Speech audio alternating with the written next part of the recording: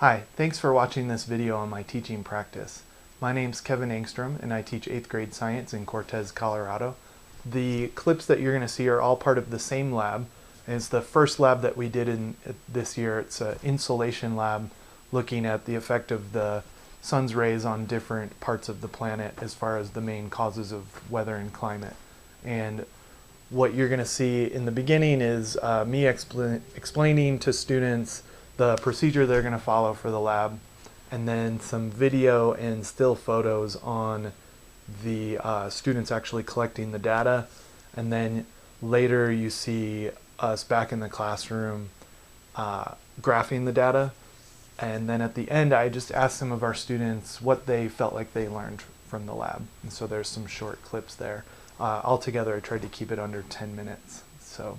But I wanted to give a good idea of kind of the way I facilitate my classroom and interact with students. So I hope that you enjoy it, and I hope that you feel free to ask any questions or email me or call with any questions you have about my experience or teaching practice. Thanks. Enjoy. So our research question is in section 2, which of the thermometers do you think will heat up the most and which will heat up the least? Okay?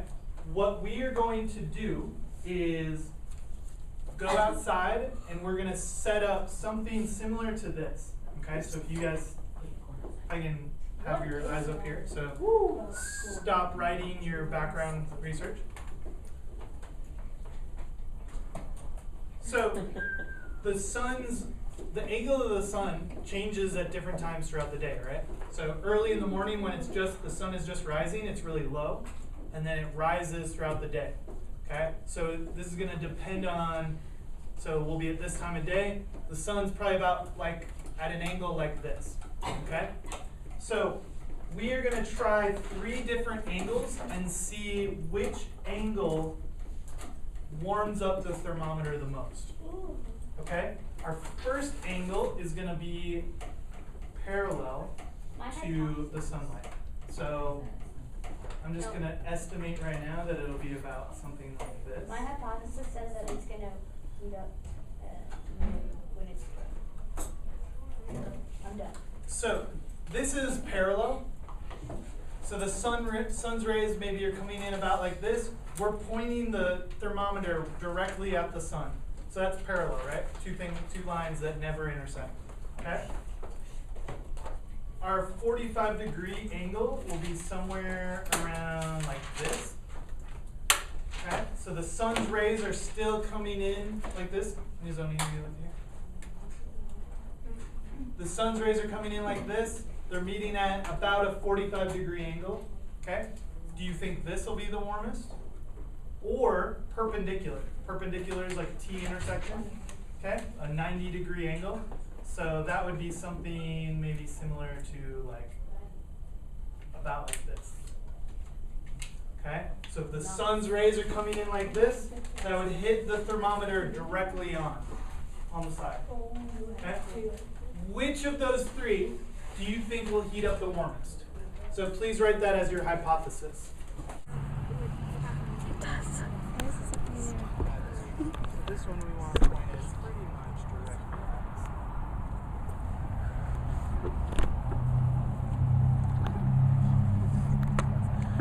Okay, so, and we'll do, how is it on your chart? What is it, black parallel, white parallel? Yeah. Okay, so we'll do it in that same order so that it simplifies things.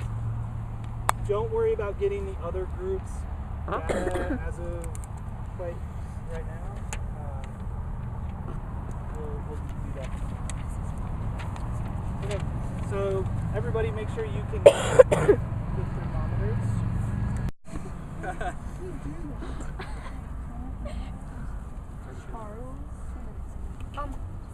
Do you want to know the temperature of the... Okay, go ahead and read it again. Smile, guys. Oh, 22. Our shadows were. Oops.